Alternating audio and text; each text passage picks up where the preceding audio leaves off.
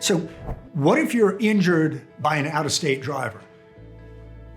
One of the reasons I'm so proud to live in Florida is because we live in a state where it seems like the rest of the world wants to come and vacation. So there are plenty of out-of-state drivers in all areas of the state of Florida.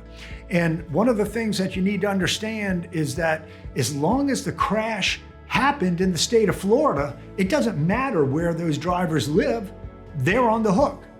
The jurisdiction of a personal injury lawsuit is determined in most instances by the location of the crash. So as long as the crash itself happened in the state of Florida, we'll be able to help you. And it's frankly handled not much differently than it would be if you're hit by an in-state driver. The short answer is in Florida, the driver of the vehicle that hit you is responsible, as well as the owner of the vehicle that hit you.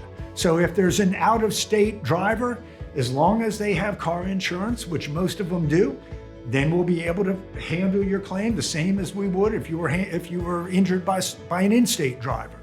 Not much differences in that area. So don't worry about it. A lot of times these visitors, these out-of-state drivers, are not as familiar with our roads. They're not as familiar with our congestion. They're distracted by different factors.